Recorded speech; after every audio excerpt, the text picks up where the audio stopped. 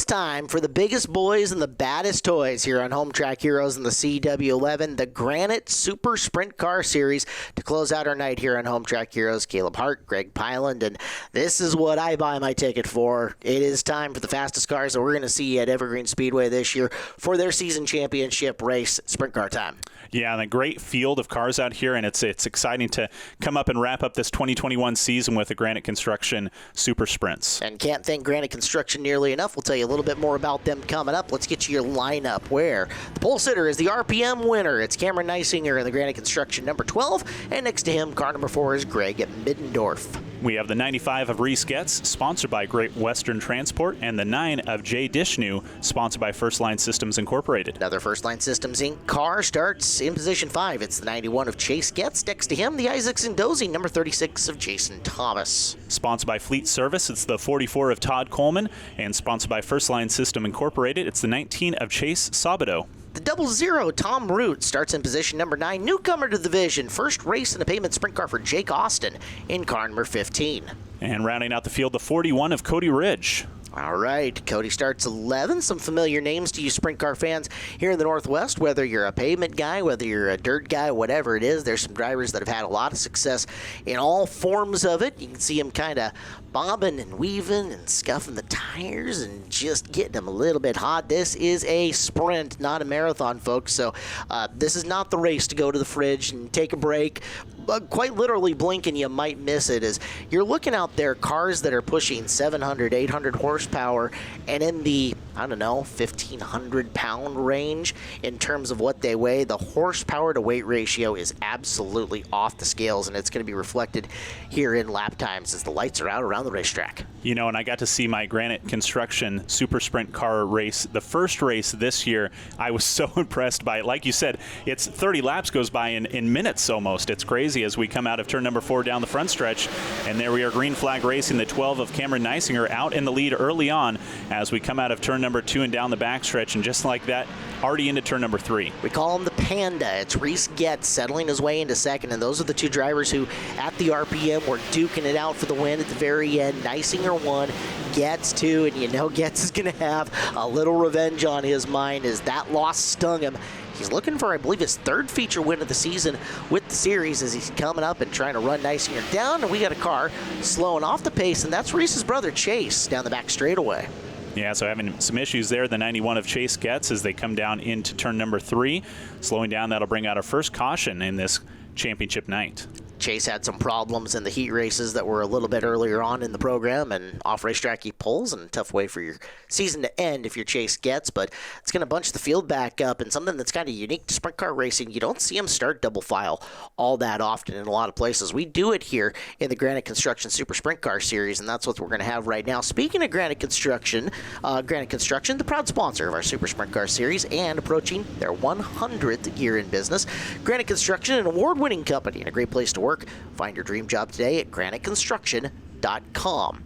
Now, the reason you don't see double file restarts on these guys very often, massive, gigantic aerodynamic advantage to be in front of a car. They create so much turbulence with that top wing in and behind them that very rarely do you see them follow anybody, so the chance to start side by side next to one of them, and part of the reason you see a lot of passes on starts and restarts is you don't have to deal with the turbulent air in behind the top wing of the car in front of you.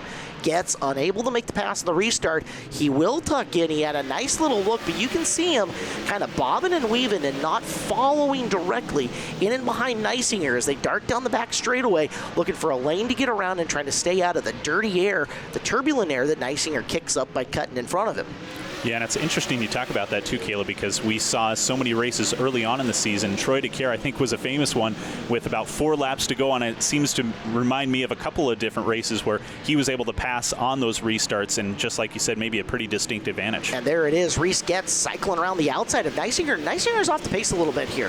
He has lost a lot of speed in a big hurry. You saw Getz up and around the outside. Dishnu followed him, and Neisinger off the pace on the back straightaway, a tough way for his night to end. So now we have Dishnu in that second spot right in front of Neisinger after some issues there for the 12 car. Unfortunate to see that here, but the 95 Reese Getz now out in the lead with Jay Dishnow in that second spot. Yeah, knocked out a couple of contenders early here with both Neisinger and Chase Getz going off the lineup, and give Reese a chance to go out and set the pace and control it. He hasn't been in that position a whole heck of a lot this year. He got a little bit of time out in front of the RPM. Now he'll have Dishnu next to him. Those are the two cars who provided that fantastic finish the last time the Granite Super Sprint cars were here. As Getz got underneath him and beat him by just hundredths of a second, dirt tracking it off at turn 4 and smoking that tire off. So Dishnu from the outside, you'll see him accelerate, swing wide down the corner. He'll lose some ground, so Getz going to control this race going into turn number 1. It is Getz and Dishnu, Middendorf, and I think that's Todd Coleman working his way up into third around the outside groove. He's in the third spot, the Linwood veteran, working for a podium here on the final night. Yeah, Coleman just able to get around the 4 of Greg Biddendorf as they come into turn number 2 now, heading towards the backstretch. The 95 Reese Getz out in the lead in front of Jay Dishnu in the 9 car, and that Todd Coleman driven 44 in that third spot, holding off Greg Middendorf as they come out of turn number 4. We should mention that these are your top 2 in the point standings, by the way, as Getz coming into the A main event with a 32-point lead over Dishnu. Mathematically, I don't think he had it sewn up, but a first-place one from Reese, that'll certainly do the job. Dishnu has closed. He's within a car length going into turn number 1. You can see him poke his nose to the outside of turn number 2. He had a little run, checked up going into 3, and right on the rear bumper going out of 4. Yeah, awful exciting to see these cars when they get that close, too. As you said, as we come down into turn number 1, now working into turn number 2, Reese Getz holding off the 9 of Jay Dishnu as they come down the backstretch into turn number 3. Now we see the 44 Todd Coleman just coming into screen as they come into turn number 4, but we see how big of an advantage first and second has over that third spot of the 44 of Todd Coleman. Dishnu doing a great job of sticking with Getz, but he hasn't found the combination yet to the inside in 3. Getz gets the door closed. Yeah, great job there blocking by the 95 of Reese Getz as Dishnu had that advantage, trying to look to the low side, unable to close the door as we head down the backstretch, and the 95 now out in the lead with a little bit bigger advantage over the 9. So one major difference with your sprint cars versus some of the stock car divisions we see here in Home Track Heroes: no mirrors, no in-cockpit communication between spotters and drivers. This is all on feel for them. So they've got to hear it. They've got to feel the car coming up next to them, and the instincts by Getz to make that block fantastic. So we're going to look at a battle a little further back in the field right now. Taking a look, I believe, 41 of Cody Ridge there, and 19 of Chase Sabato, your Rookie of the Year, battling for position. Yeah, great season for Chase Sabato in the 19, winning the Rookie of the Year honors and just having a great showing out here at Evergreen Speedway, holding off the 41 of Cody Ridge as they come out of turn number 4. But here comes Ridge working to the low side of Chase as they come down the front stretch into turn 1, and able to take over as the 41 of Cody Ridge.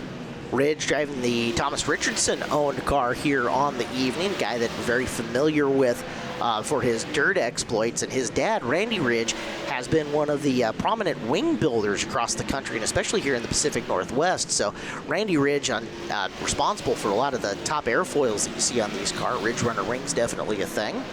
Cody, his son, and picking up some positions here late in this main event. So we're over halfway. 16 in, 14 to go. Getz stretching it over Dishnu. And there's a 44 Todd Coleman coming down the front stretch into turn number 1. Middendorf still in that 4 spot behind the 44 of Todd Coleman, currently in third as they come down the backstretch into turn number 3. So Coleman doing a good job, but still falling back behind the 95 of Reese Getz, who's just on a tear right now, with Jay Dishnu still close enough maybe to make something happen, but it's starting to lose faith in the number 9 car right now as the 95 of Reese Getz just pulling away. Well, we've seen here in the Granite Super Sprint Car Series advantages like this go away in a big hurry in just a matter of laps here as these cars, as the brake systems get very, very hot.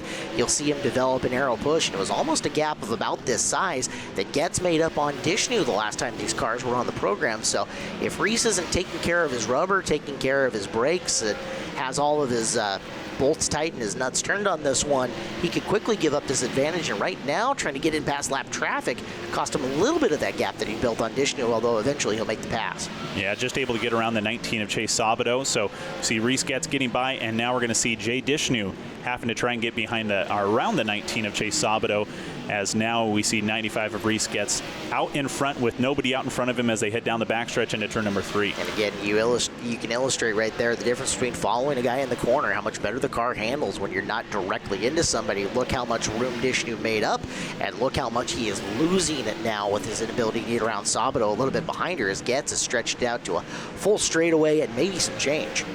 Yeah, still trying to get around Sabato is the 9 of Jay Dishnu. So we see Reese Getz now coming into turn number 1, and there's Sabato. So still holding off the 9 of Jay Dishnu as we head down the backstretch with your leader, the 95 of Reese Getz, into turn number 3, with the number 9 car not in sight, still behind the 19 of Chase Sabato. Field thinning out a little bit as well. You had a brief look at Jason Thomas pulling the Eddie Isaacson-owned car off the racetrack down the back on, I think, 2 laps ago now, as it was, as these laps go so super quick. It's hard to keep track of what happened and when. Again, Dishnu's still not able to get underneath Sabato, and credit to Sabato putting some good laps together here later in the race. That's allowing Coleman to at least close a little bit on Dishnu and start thinking maybe you got to run for second here in the very late stages. Yeah, just getting a little bit loose there as Jay Dishnu into turn number 3 into 4, able to correct things and still right behind the number 19 of Chase Sabato as they head out of turn number 2 and down the backstretch. But like you said, it's just unable to get around the 19 is allowing the 95 of Reese Getz to get around so much, and the 44 of Todd Coleman to start to catch up. You mentioned it looked like Dishnu getting a little bit loose. These cars run on alcohol, they run on methanol, and they burn a lot of methanol per lap to the point where you've lost tens of pounds. I mean, you're down 20, 30, 40 pounds worth of just fuel weight by the end of the race, and it does give your race car a bit of that loose effect towards the very end. Dishnu finally gets around Sabato there, as we see as we're coming in. Time is running out on everybody. White flag for the Panda.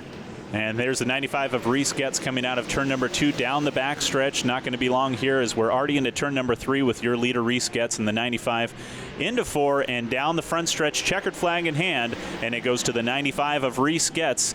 And now just coming up through the 9 of Jay Dishnu and the 44 of Todd Coleman. Great run, great way to end the season for Reese, as back-to-back wins in the division for him and a championship. And let's get his thoughts on the year. Reese, great race and great season. Tell us what this championship means to you. It means so much in so many different reasons.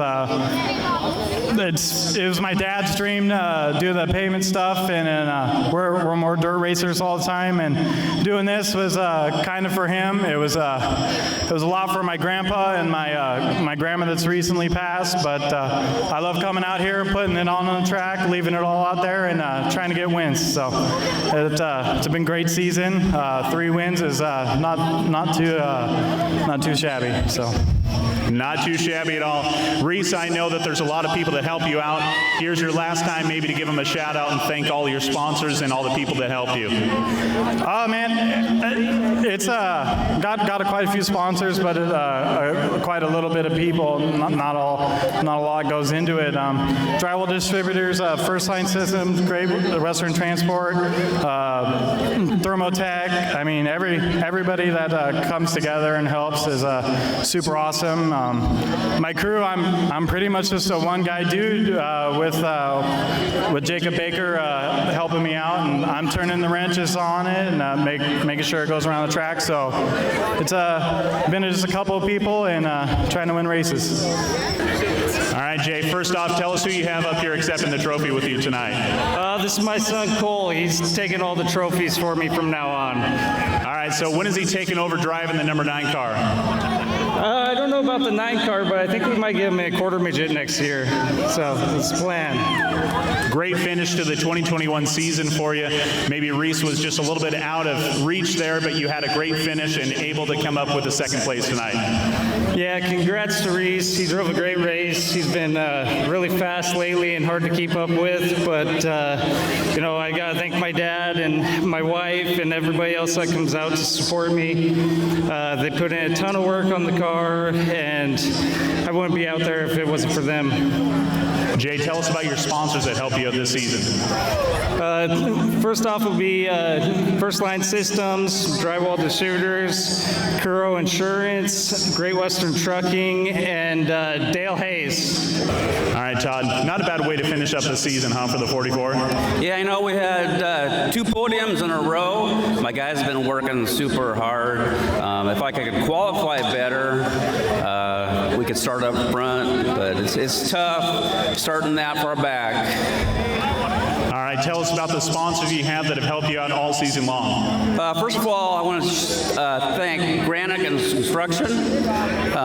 They supported us for 2 years now. Fleet Service, Cascade Collision, and that's my crew. I can't do it without them.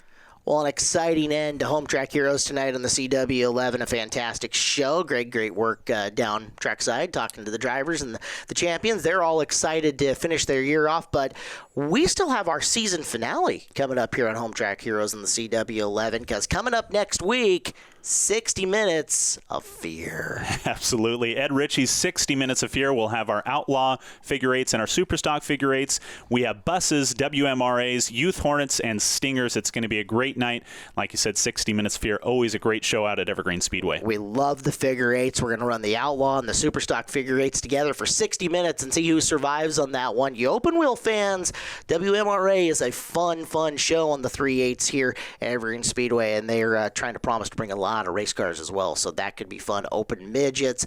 I always get a kick out of buses. I don't know about you. It's kind of unique, but we do it at Evergreen Speedway. Have a good time with it, right? You know, I'll tell you, Caleb, I got to ride in a bus during the 4th of July Demo Derby. An experience I will never do again, but it is something fun just to be able to watch from a watching perspective. Riding, maybe not so much. Well, we appreciate you guys sticking with us here all year on Home Track Heroes. It has been a ton of fun. Congratulations to our champions tonight. You saw a couple of division champions. In fact, 3 of them seal up their championships with wins, and Steve Cox and John Carlson and Reese Getz. You saw the joy and the fun that Peyton Hopp gets climbing out of the car, getting his first title. So congratulations to all of our winners, all of our champions. And again, one more week here, the season finale coming up next week on the CW11. Yeah, looking forward to a great night, or a great cap off for the 2021 season with our 60 Minutes of Fear, and we look forward to rounding this off with our final show on Home Track Heroes for the season. For more information, check out evergreenspeedway.com and find us all over social media.